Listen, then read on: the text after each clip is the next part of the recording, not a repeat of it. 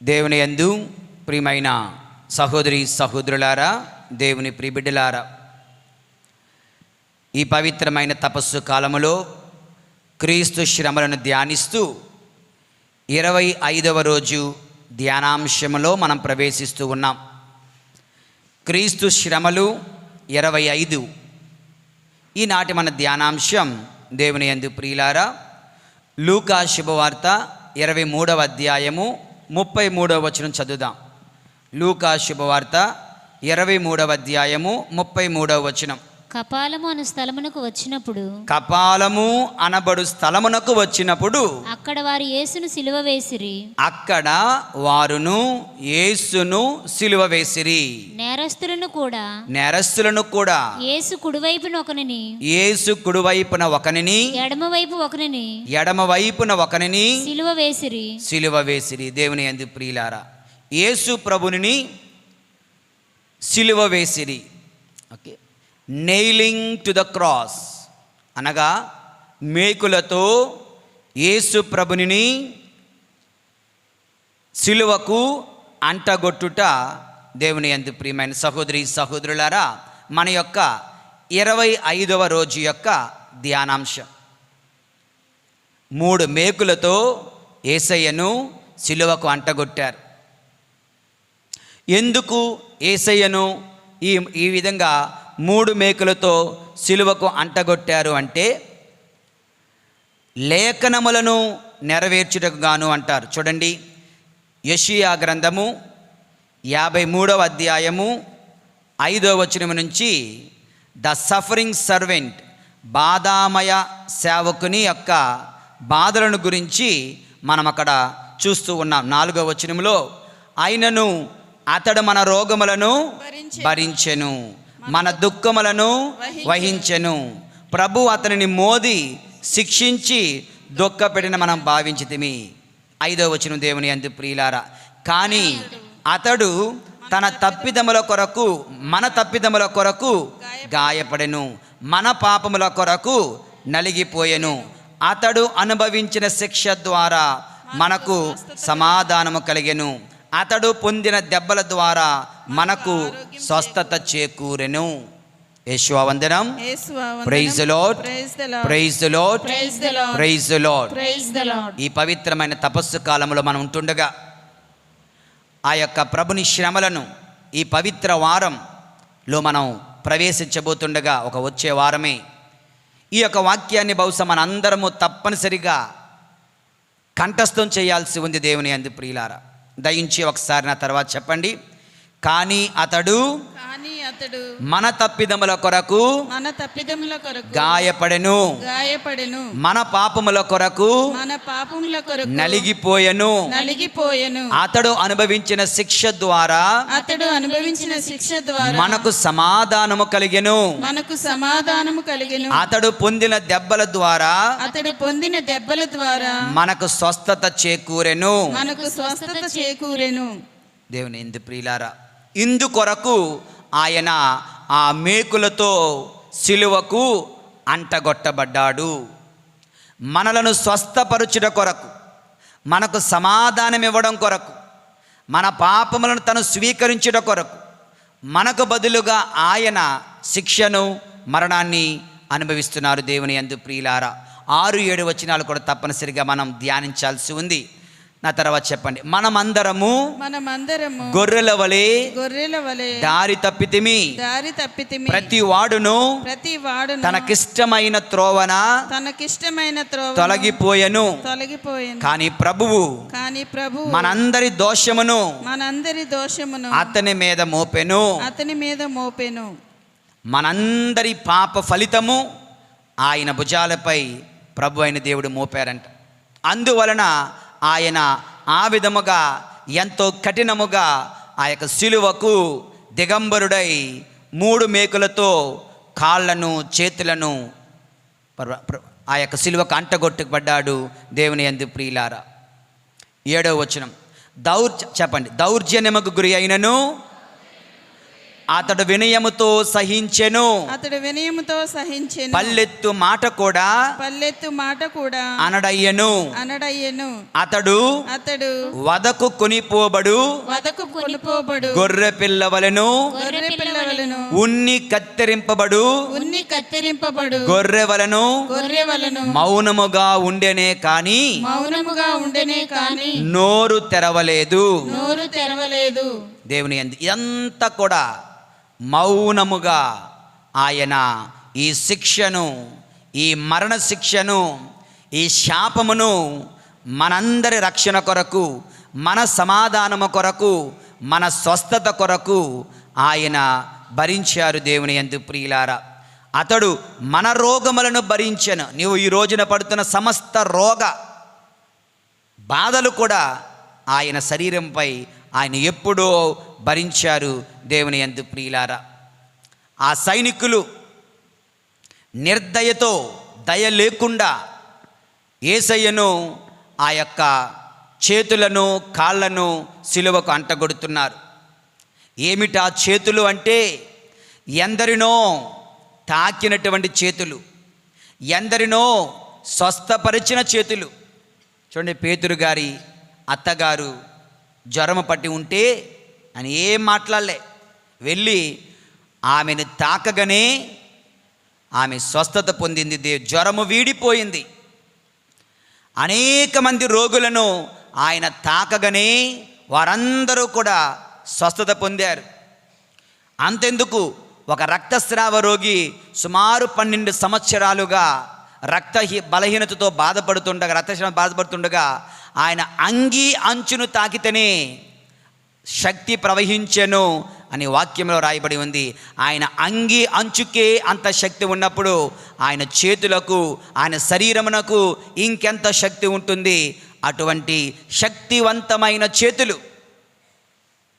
స్వస్థపరిచిన చేతులు, రొట్టెను పంచిన చేతులు, కన్నీరు తుడిచిన చేతులు, సహాయం చేసిన చేతులు, కుష్ఠరోగులను స్వస్థపరిచిన చేతులు, గ్రుడ్డి వారికి దృష్టి దానమును వసగిన చేతులు, పాపులను తన యొక్క హక్కును చేర్చుకున్న చేతులు ఈ రోజున సిలువకు అటు ఇటు దేవుని యందు ప్రియులారా అంటగొట్టబడుతున్నాయి. ఆ యొక్క ప్యాషన్ ఆఫ్ క్రైస్ట్, ఆ యొక్క మూవీ మనం చూస్తున్నప్పుడు బహుశా మనం ప్రతి సంవత్సరం గుడ్ ఫ్రైడే రోజున పాదయాత్ర అయిన తర్వాత ఆ కొంచెం సమయం మరలా ప్రసంగాలతో మిమ్మల్ని ఇబ్బంది పెట్టకుండా అది ధ్యానించండి అని వేస్తూ ఉన్నాను. అందులో మీరు గమనించారో లేదో, ఒక చెయ్యికి వాళ్ళు మేకు కొట్టేస్తారు, ఇంకొక చెయ్యి రాదు, ఆల్రెడీ చచ్చుబడిపోయినట్టుగా దగ్గరికి అయిపోతుంది. అప్పుడు ఏం చేస్తున్నారు వాళ్ళు? ఈ చేతికి తాడు కట్టి దూరంగా వెళ్ళి టక్కన లాగుతారన్నమాట. గట్టిగా అడుస్తాడు ప్రభు కదా. అప్పుడు ఆ చేతికి ఆ యొక్క మేకును కొడుతున్నారు. మనందరూ అనుకోవచ్చు అది ఓన్లీ సినిమా. నో, అది ఓన్లీ సినిమా కాదు దేవుని యందు ప్రియులారా.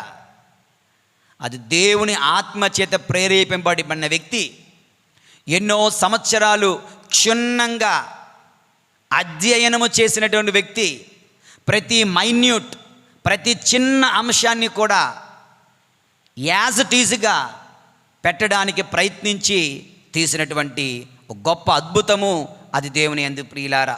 మన చిన్నప్పుడు కరుణామయుడు సినిమా వచ్చినప్పుడు ఈ యొక్క తెలుగు లేదంటే రాష్ట్రాలలో అనేక మంది క్రీస్తు వైపు మరలింపబడ్డారు, అనేక మంది రక్షింపబడ్డారు, అనేక మంది జ్ఞానస్నానం పొందుకున్నారు దేవుని యందు ప్రియులారా. ఆ ఒక్క దానివల్ల అది మన తెలుగు రాష్ట్రాల్లో మాత్రమే. అయితే ఈ యొక్క ప్యాషన్ ఆఫ్ క్రైస్ట్ ద్వారా ప్రపంచంలో 4 మూలల సమస్త దేశాలలో కూడా ఈ యొక్క ఒక్క డాక్యుమెంటరీ, ఈ యొక్క ఫిల్మ్ ద్వారా, ప్యాషన్ ఆఫ్ క్రైస్ట్ మూవీ ద్వారా అనేక మంది ప్రభుని యొక్క శ్రమలలో పాలు పంచుకుంటూ, ధ్యానిస్తూ, పాపాలకు పశ్చాత్తాపడుతూ రక్షణ పొందారు. కనుక ఇది జస్ట్ ఏ మూవీ అని ఎప్పుడు ఎవరో తీసేయొద్దు.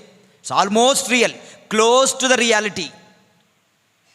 ఆయన ఆ విధంగా రెండవ చేయి కూడా ఈ విధంగా సిలువకు అంటగొట్టబడినప్పుడు ఆయన పడినటువంటి వేదన, బాధ అంతా ఇంత కాదు దేవుని యందు ప్రియమైనటువంటి సహోదరి సహోదరులారా. ఇక ఆ 2 చేతులతోనే ఈ శరీరం అంతా కూడా ఉంటుంది, శరీరం అంతా వేలాడుతుంది. ఈ 2 చేతుల మీదే ఆ మేకుల సహాయంతో మాత్రమే. ఇది మనకు సాధ్యమా? చిట్ట చివరన కాళ్ళ దగ్గర కూడా ఒక చిన్న స్థలం లాంటిది పెట్టి అక్కడొక మరొక మేకు కొట్టగా దేవుని యందు ప్రియులారా, 3 మేకులతో ఆయన సిలువలో అటు నింగికి నేలకు మధ్య గాలిలో ఊగిసలాడుతున్నాడు. ఏ చెట్టు పండు తినవద్దు అన్నారో ఆ చెట్టు పండు తిన్నాడు ఆదాము. ఈ క్రాస్ అంటే చెట్టే కదా, చెట్టు యొక్క కాండమే కదా, చెట్టు ముక్కే కదా.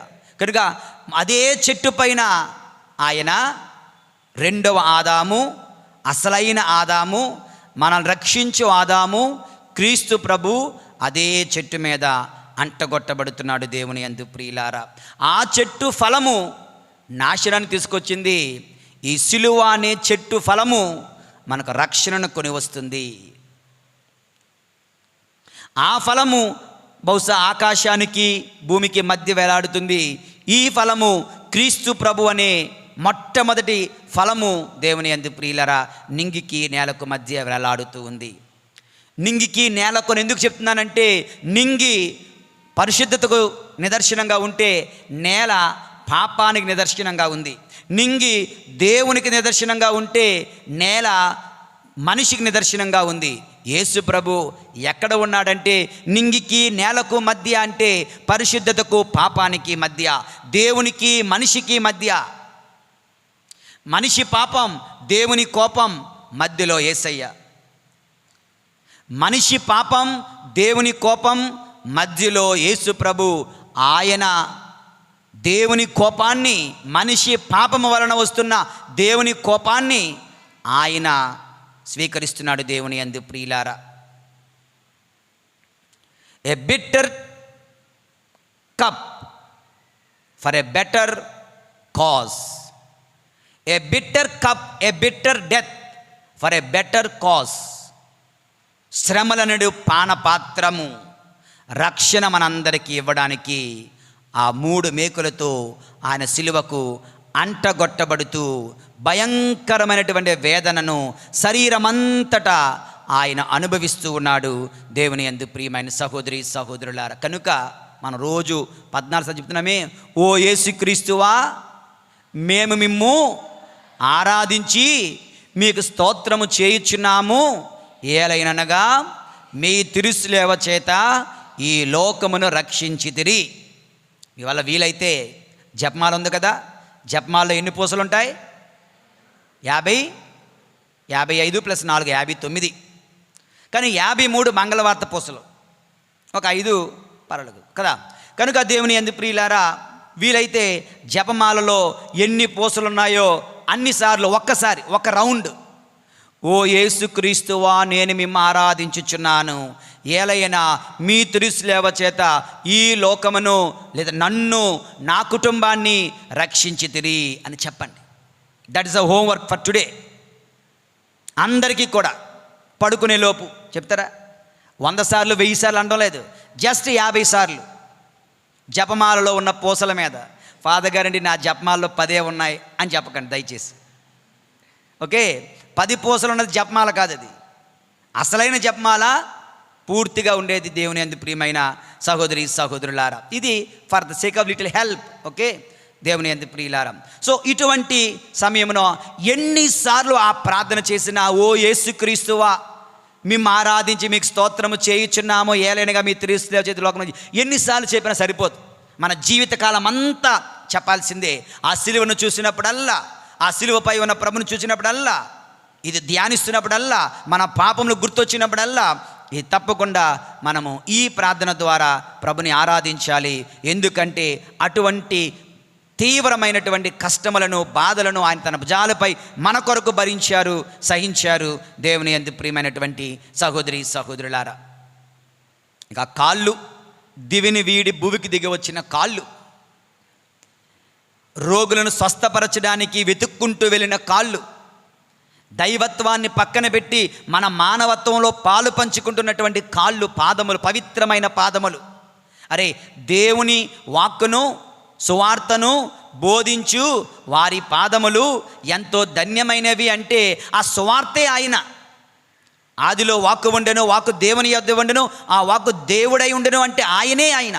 ఆయన పాదములు ఇంకెంత ధన్యమైనవి. అటువంటి పాదములకు వచ్చినటువంటి గతి ఏంటి? మేకుతో, భయంకరమైనటువంటి పొడువాటి మేకుతో వాటిని అక్కడ ఒక సిలువకు అంటగొడుతూ ఉన్నారు. దేవుని యందు ప్రియమైన సహోదరి సహోదరులారా, మరి ఈ యొక్క శ్రమను ధ్యానించుండగా మనము నేర్చుకోవలసిన అంశములు ఏమిటి? మొట్టమొదటిగా 2 ప్రాక్టికాలిటీ, థియాలజీ 2 ధ్యానిద్దాం. ప్రాక్టికాలిటీలో 2 కోణాలను మనం అర్థం చేసుకోవాలి.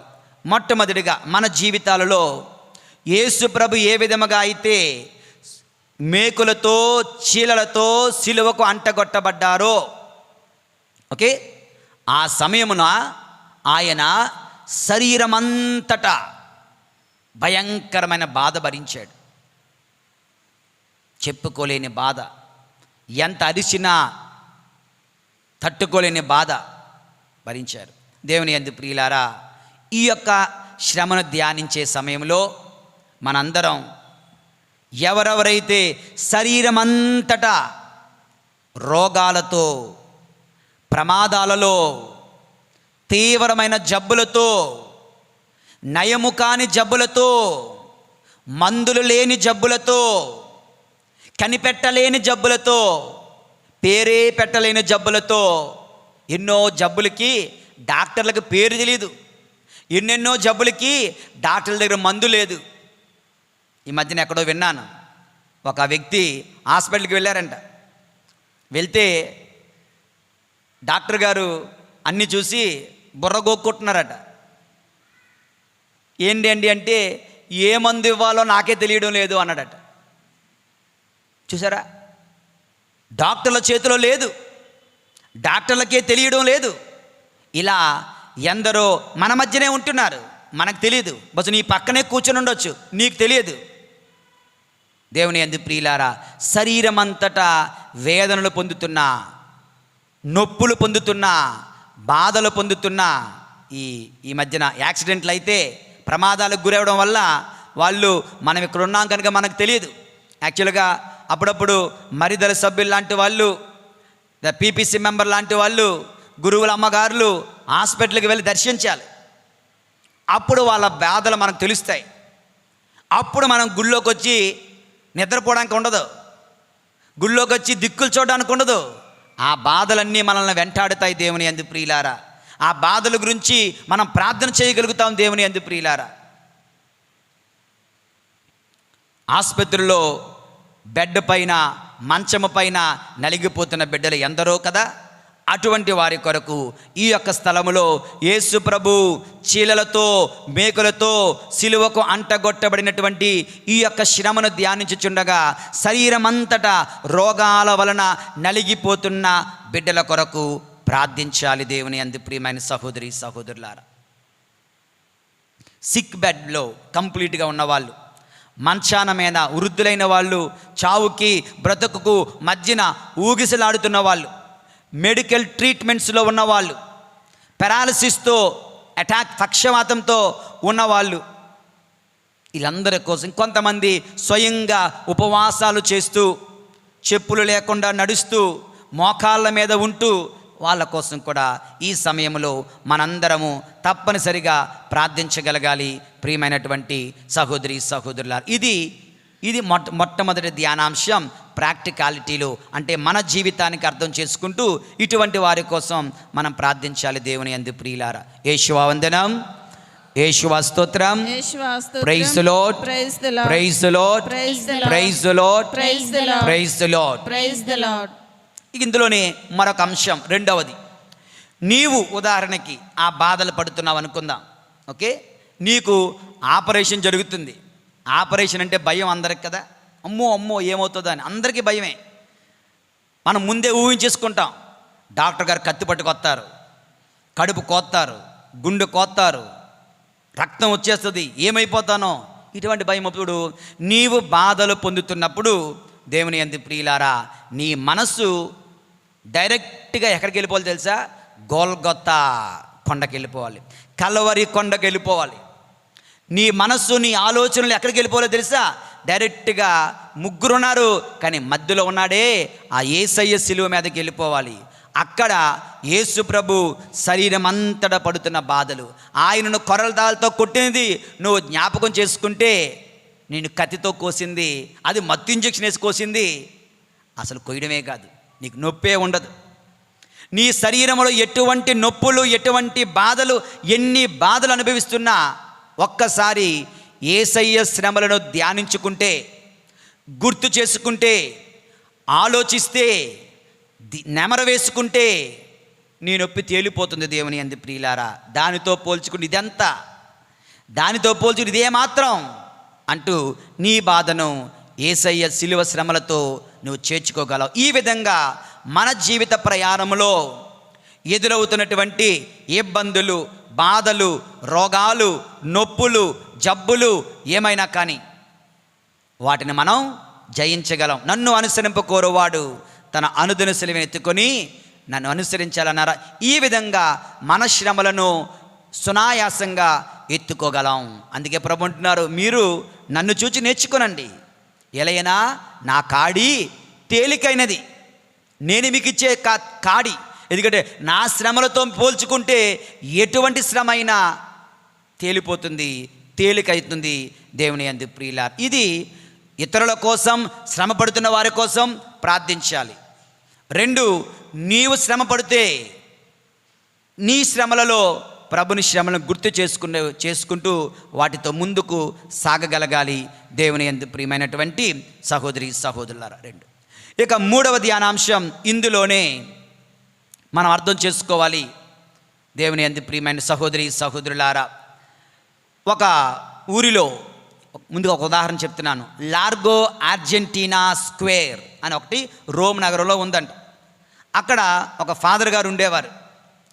ఆ ఫాదర్ గారి ఇంటి బయట ఒక భిక్షగాడు ఉండేవాడంట. ఆ భిక్షగాడు రోజు కూడా తన సెటప్ అంతా చేసుకొని ఒక బోర్డు పెడతాడంట.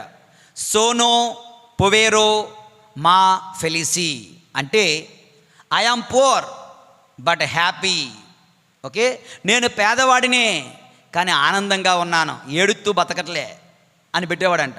అందరూ అది చదివి ఎక్కువ డబ్బులు వేసేవారట, ఇంకా ఎక్కువ డబ్బులు వచ్చేవాడికి.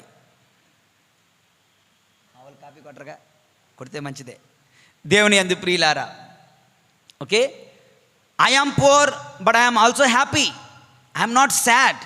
నీ జీవితంలో ఒకవేళ ఏదైనా కష్టాలుంటే, బాధలుంటే ప్రభు మనకు నేర్పిస్తున్నారు, వాటిని సంతోషంతో, నొప్పి అయితే ఉంది కానీ దుఃఖపడుతూ, ముక్కుతూ, మూలుగుతూ, ఏడుస్తూ, శపిస్తూ, శాపనార్థాలు పెడుతూ జీవించాల్సిన అవసరం లేదు అంటున్నారు.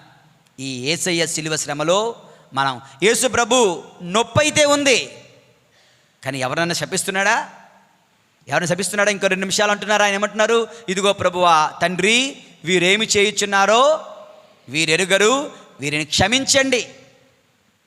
బాధలున్నాయి కానీ ఏడవడం లేదు. ఈ వాస్ నాట్ అన్హ్యాపీ.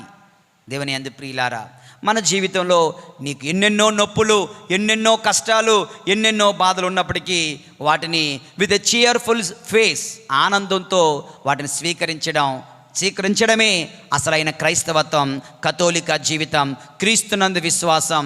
దేవుని యందు ప్రియమైనటువంటి సహోదరి సహోదరులారా, ఒక సిస్టర్ నార్బర్ట్ FCC అమ్మగారే, సిస్టర్ నార్బర్ట్ అనే ఒక FCC అమ్మగారు ఉండేవారంట. చనిపోయారు. ఆమె యవ్వన ప్రాయంలోనే, చిన్నమ్మగారుగా ఉన్నప్పుడే ఎక్కడి నుంచో పడిపోయి ఒళ్ళంతా గాయాలై ఉన్నారట. సుమారు 50 సంవత్సరాలు ఆమె మంచం మీదే ఉన్నారట.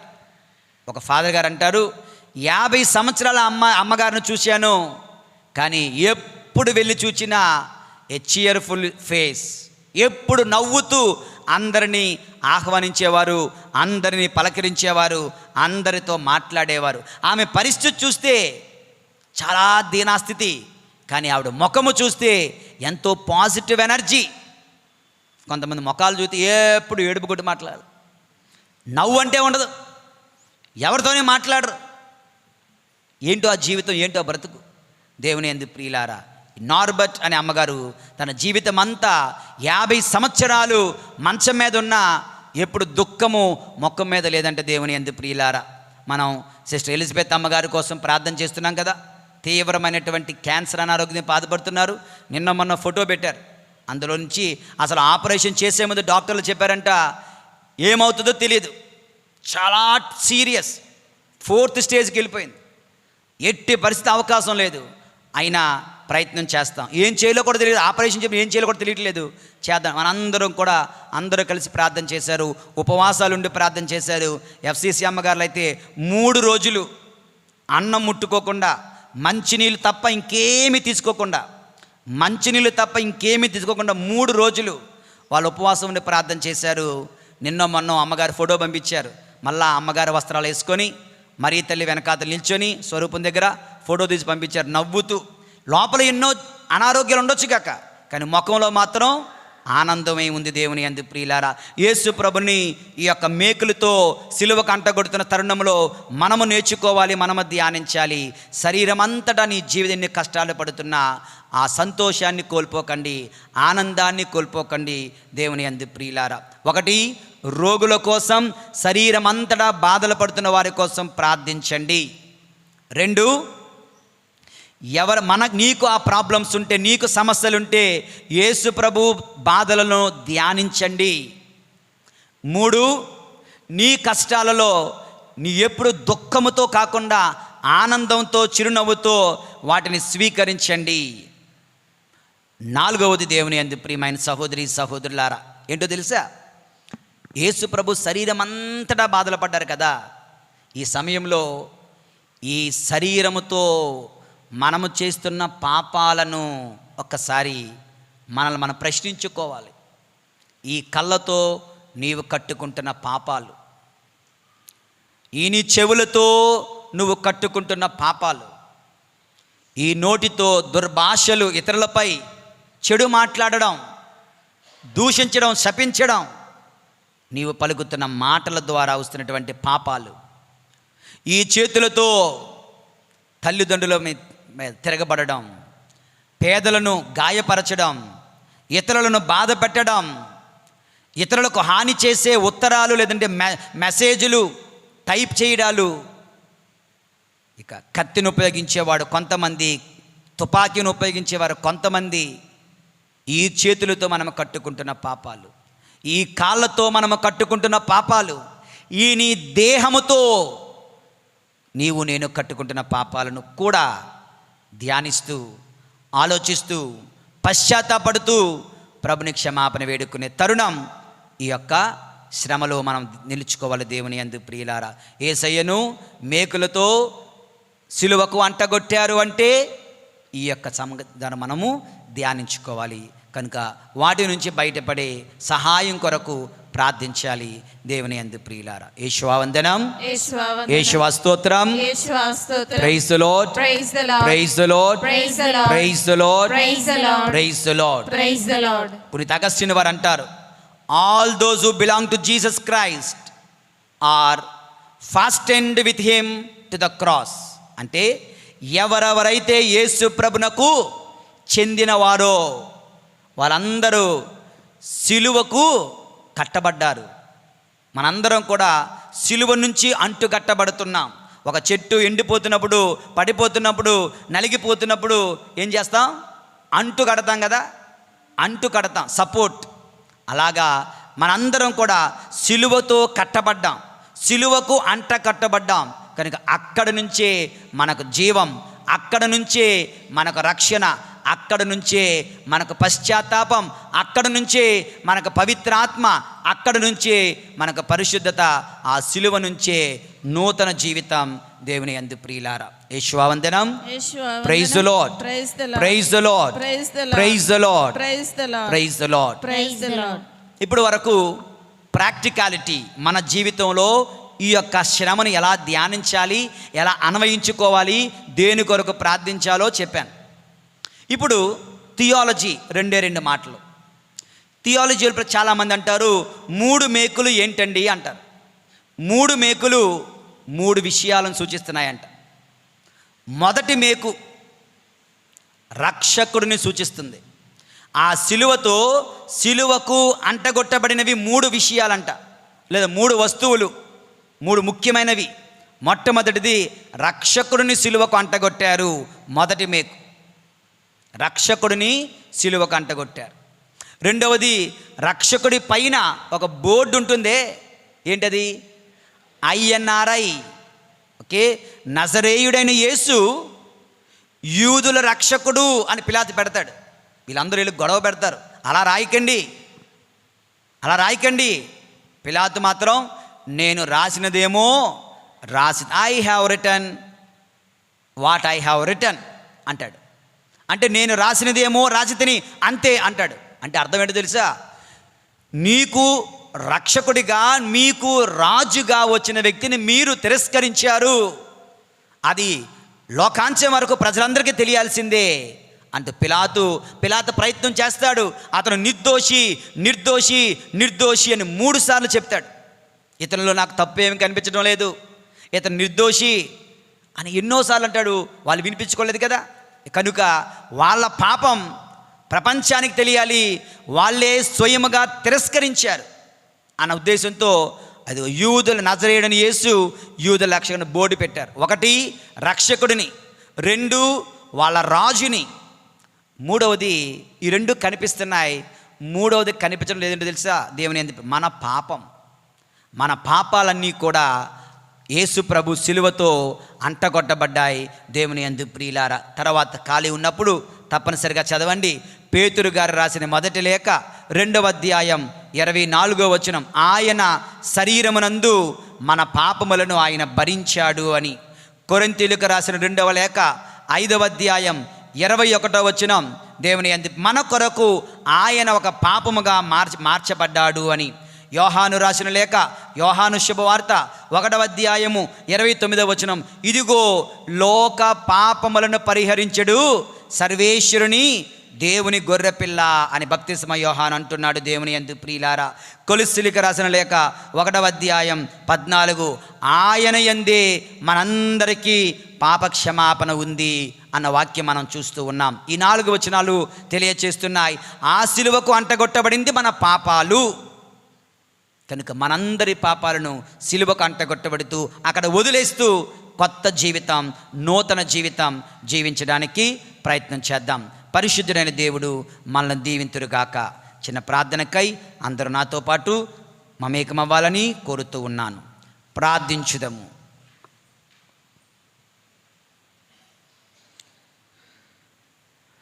పరిశుద్ధుడైన తండ్రి, ప్రేమగల ప్రభువా, మీ మహాపరిశుద్ధ నామమునకు వందనాలు తండ్రి. దేవుడు లోకమున ఎంతో ప్రేమించి తన ఏకైక కుమారుని లోకమునకు ప్రసాదించెను. ఎవరెవరైతే ఆయన విశ్వాసం ఉంచుతున్నారో వారు నాశనము చేయబడక నిత్య జీవం పొందుటకై ఆయన అట్లు చేశానని వాక్యంలో ప్రభువా సెలవిస్తూ ఉన్నారు. ప్రభువా, మా కొరకు, నా పాప భారము కొరకు, నా పాపములను బట్టి నీ దివ్య కుమారుడు యేసయ్య సిలువలో మేకులతో సిలువకు అంటగొట్టబడ్డారు. ప్రభువా, ఈ సమయమున ఆ సిలువకు నన్ను నేను సమర్పించుకుంటున్నాను. నన్ను, నా పాపములను ప్రభు ఆ సిలువకు అంటగొట్టండి. ప్రభువా, నా పాపములను మన్నించండి. ప్రభు యేసు ఏ విధముగా పునరుత్థానుడయ్యాడో నేను కూడా నూతన జీవిగా పునరుత్థానమగునట్లు దీవించండి. మా ప్రభు అయిన క్రీస్తు ద్వారా ఈ మనవి చేయుచున్నాము.